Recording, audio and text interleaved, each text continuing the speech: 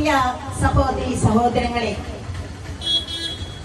എന്റെ ദൈവം തന്റെ മഹത്വത്തിന്റെ സമ്പന്നതയിൽ നിന്നും യേശുക്രിസ്തു വഴി നിങ്ങൾക്ക് ആവശ്യമുള്ളതെല്ലാം നൽകും. ഫിലിപ്പി 4:19. എന്റെ ജീവിതത്തിൽ ഒരുപാട് അനുഗ്രഹം കിട്ടിയ ഒരു പുസ്തകമാണ് സുവിശേഷം. ഞാൻ തീരെ കുഞ്ഞു കൊച്ചായിരിക്കുമ്പോൾ തന്നെ എന്റെ മാതാപിതാക്കൾ പറഞ്ഞിട്ടുണ്ട്, ഈശോയോട് പ്രാർത്ഥിച്ചാൽ കാര്യങ്ങളെല്ലാം സാധിക്കുമെന്ന്. 4ാം ക്ലാസ്സിൽ പഠിക്കുമ്പോൾ 2 കാര്യങ്ങൾക്ക് വേണ്ടി ഞാൻ പ്രാർത്ഥിച്ച് ഇന്നും ഓർക്കുന്നു. ആ 2 കാര്യങ്ങളും എനിക്ക് സാധിച്ചു കിട്ടി. അപ്പോൾ എനിക്ക് മനസ്സിലായി, എന്തുണ്ടെങ്കിലും ഈശോയോട് പറഞ്ഞ് പ്രാർത്ഥിച്ചാൽ മതി, കാര്യങ്ങളെല്ലാം സാധിച്ചു കിട്ടുമെന്ന്. പിന്നീട് ഞാൻ കോളേജിൽ പഠിക്കുന്ന കാലത്താണ് കരസ്മാറ്റിക് ധ്യാനം കൂടാൻ എനിക്കിടയായി. അത് വലിയൊരു ദൈവാനുഗ്രഹമായി ഞാൻ ഇന്നും കണക്കാക്കുന്നു. അന്ന് എനിക്ക് സ്വന്തമായി ഒരു ബൈബിൾ, അതായത് സുവിശേഷം ഞാൻ മേടിച്ചു. സുവിശേഷം എന്നാൽ നല്ല വാർത്ത, നല്ല വിശേഷം എന്നുള്ളതാണ്. ഞാൻ അന്ന് മുതൽ ഈ സുവിശേഷം വായിക്കുവാൻ തുടങ്ങി. ഞാൻ എന്റെ ഹൃദയത്തോട് ചേർത്തുകൊണ്ട് നടക്കുന്ന ഈ വിശുദ്ധ ഗ്രന്ഥത്തെ കുറിച്ച് എനിക്ക് പറയാതിരിക്കാൻ വയ്യ. ഈ വിശുദ്ധ ഗ്രന്ഥം എന്നാൽ ഇത് മുഴുവൻ യേശുക്രിസ്തുവിനെ കുറിച്ചുള്ളതാണ്. പഴയ നിയമം, പുതിയ നിയമം 2 ഭാഗങ്ങൾ ഉണ്ടെങ്കിലും ഈ പഴയ നിയമവും പുതിയ നിയമവും മുഴുവൻ യേശുവിനെ കുറിച്ചുള്ളത് തന്നെയാണ്. ഈ യേശുക്രിസ്തുവിൽ വിശ്വസിച്ച് ജീവിക്കുമ്പോൾ ഒരുപാട് അനുഗ്രഹം കിട്ടുമെന്ന് മനസ്സിലാക്കിയ ഞാൻ ഇന്നും അതേപോലെ തുടർന്നുകൊണ്ടേയിരിക്കുന്നു. എന്റെ ജീവിതത്തിൽ ഒരുപാട് അത്ഭുതങ്ങളും അടയാളങ്ങളും ഞാൻ പ്രാർത്ഥിച്ചപ്പോൾ എനിക്ക് ലഭിച്ചിട്ടുണ്ട്. ഞാൻ ഒരു റിട്ടയർഡ് ഹെഡ് നേഴ്സാണ്. മെഡിക്കൽ കോളേജിൽ നിന്ന് റിട്ടയർ ചെയ്തതാണ്. ദൈവത്തിന്റെ വലിയ കൃപയാൽ കേരളത്തിന് പുറത്തും വിദേശത്തും ജോലി ചെയ്യുവാനുള്ള ഭാഗ്യം എനിക്കുണ്ടായി. എവിടെയെല്ലാം ഞാൻ പോയോ അവിടെയെല്ലാം ഞാൻ ചേർത്ത് വെച്ച് ജീവിച്ചതും ഇപ്പോൾ ജീവിക്കുന്നതും ഈ സുവിശേഷം പിടിച്ചുകൊണ്ട് തന്നെയാണ്. അത് ഞാൻ വായിച്ചുകൊണ്ട് തന്നെയാണ് ജീവിക്കുന്നത്. ദൈവത്തിന്റെ ഒരുപാട് അനുഗ്രഹം എനിക്ക് ലഭിച്ചിട്ടുണ്ട്. ഒരുപാട് ജനങ്ങളുമായി എനിക്ക് അവരുടെ ജീവിതങ്ങളുമായി പങ്കുവെക്കുവാൻ എനിക്ക് സാധിച്ചിട്ടുണ്ട്. ഒരുപാട് രോഗികളുമായി ഞാൻ ഇടപെട്ടിട്ടുണ്ട്. ഒരുപാട് ജനനവും ഒരുപാട് മരണവും ഞാൻ കണ്ടിട്ടുണ്ട് എന്റെ 30 വർഷത്തെ സർവീസിൽ. അതിൽ 1-2 കാര്യങ്ങൾ മാത്രം ഞാനിപ്പോൾ നിങ്ങളോട് പങ്കുവെക്കുകയാണ്. ഞാൻ നേഴ്സാണെന്ന് പറഞ്ഞല്ലോ. അപ്പോൾ ഡെലിവറി കേസുകളൊക്കെ അറ്റൻഡ് ചെയ്യാറുണ്ട്. സാധാരണ ഞങ്ങൾ ഡെലിവറി കണ്ടക്ട് ചെയ്യാൻ നിൽക്കുമ്പോൾ ഡോക്ടേഴ്സ് മിക്കവാറും അടുത്തുണ്ടാവില്ല. കാരണം ഞങ്ങൾക്ക് തന്നെ ഒരു പരിചയമുണ്ട്. അപ്പൊ എന്തെങ്കിലും കോംപ്ലിക്കേഷൻ വന്നാൽ മാത്രമേ ഞങ്ങൾ ഡോക്ടേഴ്സിനെ വിളിക്കാറുള്ളൂ. അപ്പോൾ സാധാരണ ഉള്ളതുപോലെ തന്നെ ഒരു പേഷ്യന്റ് ഡെലിവറി ആകാൻ വേണ്ടി കിടന്നു. കരച്ചിലും ബഹളവും എല്ലാം ഉണ്ട്. കുഞ്ഞിനെ നോക്കിയപ്പോഴും വലിയ കുഴപ്പങ്ങളൊന്നുമില്ല. അപ്പോൾ അത് കഴിയുമ്പോൾ കുറച്ച് കഴിഞ്ഞിട്ട് ആവശ്യമുണ്ടെങ്കിൽ വിളിക്കാമെന്ന് ബൈസ്റ്റാൻഡേഴ്സും ആൾക്കാരും പറയുമ്പോൾ വിളിക്കാം കുറച്ചും കൂടി കഴിയട്ടെ എന്ന് ഞങ്ങൾ പറയും. കാരണം എല്ലാത്തിനും തൊട്ടിനും പിടിച്ചിരുന്നു ഡോക്ടേഴ്സിനെ വിളിച്ചാൽ അവർക്ക് ഒരു വിഷമമാണ്. അതുകൊണ്ട് ഞങ്ങൾ തന്നെ കണ്ടക്ട് ചെയ്യുന്നു. നോക്കിയപ്പോൾ ഒരു കോംപ്ലിക്കേഷനും ഇല്ല. അങ്ങനെ ഡെലിവറി ഞാൻ അറ്റൻഡ് ചെയ്യുന്നു. ഒരിക്കലും പ്രതീക്ഷിക്കാത്ത പോലെ ഒരു മരിച്ച കുഞ്ഞിനെയാണ് എന്റെ കയ്യിലേക്ക് കിട്ടിയത്. കടും നീല കളറായി പുഴഞ്ഞു കിടക്കുന്ന ജീവനത്തെ ഒരു കുഞ്ഞിനെ എനിക്ക് കൈകളിൽ ഏൽക്കേണ്ടി വന്നു. ഞാൻ വിറച്ചുപോയി. ഞാൻ ഉടനെ ആ കുഞ്ഞിന്റെ ടേബിളിൽ കൊണ്ട് കിടത്തി.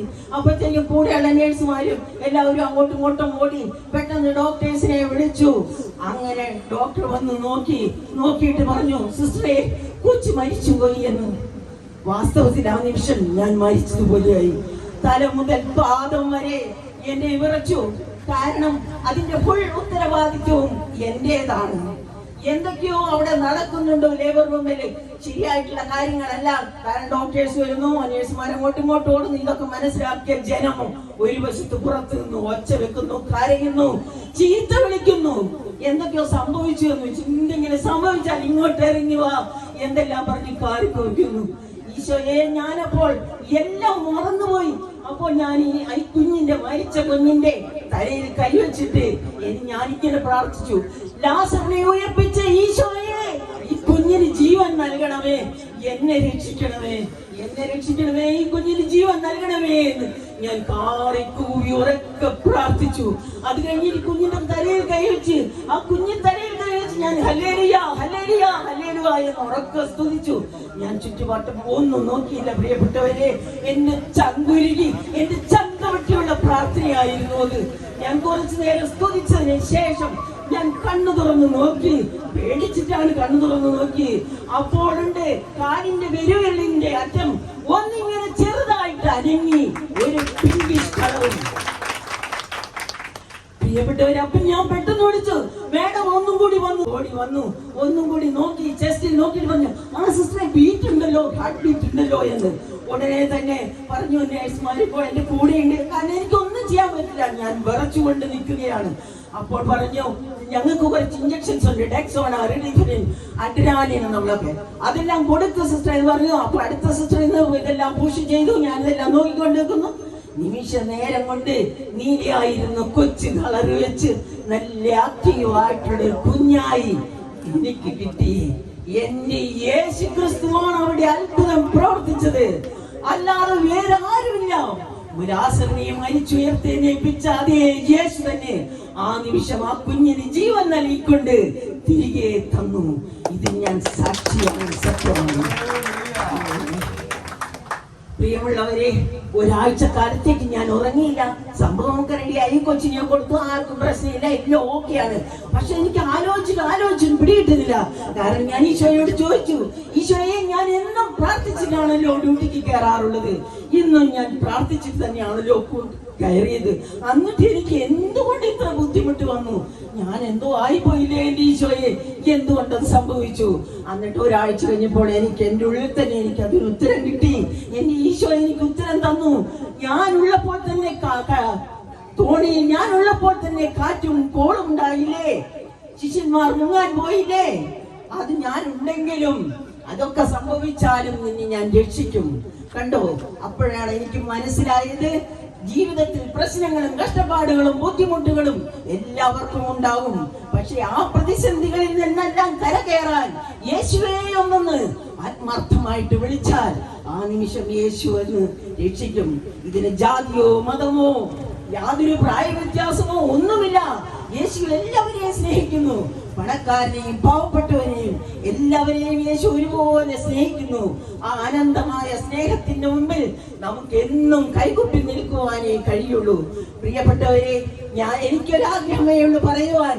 കാരണം ഞാൻ ഈ പിടിച്ചിരിക്കുന്ന വിശുദ്ധ ഗ്രന്ഥം, ഈ വിശുദ്ധ ബൈബിൾ നിങ്ങൾ ആരെങ്കിലും വായിച്ചിട്ടില്ലെങ്കിൽ, പ്രിയമുള്ളവരെ, ഇതൊരെണ്ണം സ്വന്തമാക്കുക, ഒന്ന് വായിച്ചു നോക്കുക. വായിക്കുന്നതിനും ഈ യേശുവേ എന്ന് വിളിച്ചിട്ടൊന്ന് വായിച്ചാൽ മാത്രം മതി. ഇത് വായിച്ചു തീരുന്നതിന് മുമ്പേ നിങ്ങൾക്ക് അനുഗ്രഹം ലഭിക്കും. ഞാൻ എന്റെ കുഞ്ഞു നേർച്ചകളെല്ലാം ഇത്രയും പ്രായത്തിനിടെ നടത്തിയപ്പോഴെല്ലാം അധികവും എന്റെ നേർച്ച ഇതാണ്, ഈശോയെ ഞാനൊരു പ്രാവശ്യം ഈ ബൈബിൾ വായിച്ചു തരുത്തേക്കാം, എന്റെ കാര്യങ്ങളെല്ലാം നടത്തി തരണമേ എന്ന് ഞാൻ പറയും. അപ്പോൾ ഞാനത് വായിക്കാൻ തുടങ്ങിയാൽ അതിന്റെ ഒരു 1/3 ഭാഗമാകുമ്പോഴത്തേക്കും കാര്യങ്ങളെല്ലാം സാധിച്ചു കിട്ടിയിട്ടുണ്ട്. എന്റെ പ്രിയമുള്ളവരെ, ഈ ലോക ജീവിതം കഴിഞ്ഞാൽ നമുക്കൊരു സ്വർഗീയ ജീവിതമുണ്ട്. സ്വർഗവും നരകവും ഉണ്ട്, അതുറപ്പാണ്. വെറുതെ സ്വർഗവും നരകവുമില്ല, അതെല്ലാം ഈ ഭൂമിയിലാണെന്ന് പറഞ്ഞ് വെറുതെ പറഞ്ഞു നടക്കുന്നത് അത് ദൈവത്തിന്റെ ആത്മാവല്ല, അത് പിശാചിന്റെ ആത്മാവാണ് അങ്ങനെ പറയുന്നത്. തീർച്ചയായും സ്വർഗമുണ്ട്, നരകമുണ്ട്. യേശുവിന്റെ പാത തുറന്നുകൊണ്ട് ജീവിച്ചാൽ, യേശുവെ എന്ന് വിളിച്ചാൽ തീർച്ചയായിട്ടും നമുക്ക് നിത്യജീവിതം ലഭിക്കും. ഈ ലോകത്തിലെ ജീവിതം എന്ന് പറയുന്നത് വളരെ കുറഞ്ഞ നിമിഷം മാത്രമേ ഉള്ളൂ. ഒരു നിത്യ സൗഭാഗ്യം, ഒരു നിത്യ സ്വർഗം നമുക്കായി നമ്മുടെ പിതാവായ ദൈവം കാത്തുവെച്ചിട്ടുണ്ട്. ആ സ്വർഗീയ ജീവിതത്തിലേക്ക് നാം ഓരോരുത്തരും എത്തിച്ചേരണം, എല്ലാവരും എത്തിച്ചേരണം. അതിന് ഇന്ന ജാതിയെന്നോ ഇന്ന മതമോ എന്നില്ല. ദൈവം എല്ലാവരെയും സ്നേഹിക്കുന്നു. എന്നെ കേൾക്കുന്ന സ്നേഹിതരെ, പ്രിയമുള്ളവരെ, നിങ്ങളും സ്വർഗരാജ്യത്തിന് അവകാശിയാകണമെന്നുള്ള ആഗ്രഹത്തോടുകൂടിയാണ് ഞാനിത് പറയുന്നത്. വചനം കേൾക്കുന്നവരും വചനം പറയുന്നവരും വചനം പാലിച്ച് ജീവിക്കുന്നവരും സ്വർഗരാജ്യം അവകാശപ്പെടുത്തും, അനുഗ്രഹം കിട്ടും. അതുകൊണ്ട് പ്രിയമുള്ളവരെ, എല്ലാവരോടും ഒരു അപേക്ഷയായി പറയുകയാണ്, നിങ്ങൾ ഈ വചനം വായിക്കൂ. നമ്മളെ കൊണ്ട് സാധിക്കാൻ പറ്റാത്തത് ദൈവത്തിന് സാധിക്കും. What is impossible for men is possible for God. ദൈവത്തിനെല്ലാം സാധ്യമാണ്. മനുഷ്യർക്ക് സാധ്യമല്ലാത്തത് സാധ്യമാക്കുന്ന ആ ദൈവത്തിന്റെ കരങ്ങളിൽ ഞാൻ നന്ദിപൂർവ്വം നമസ്കരിച്ചുകൊണ്ടും എല്ലാവരെയും ദൈവം അനുഗ്രഹിക്കട്ടെ എന്ന പ്രാർത്ഥനയിൽ ഞാൻ എന്റെ കൊച്ചു വാക്കുകൾ നിർത്തുന്നു. Thank you.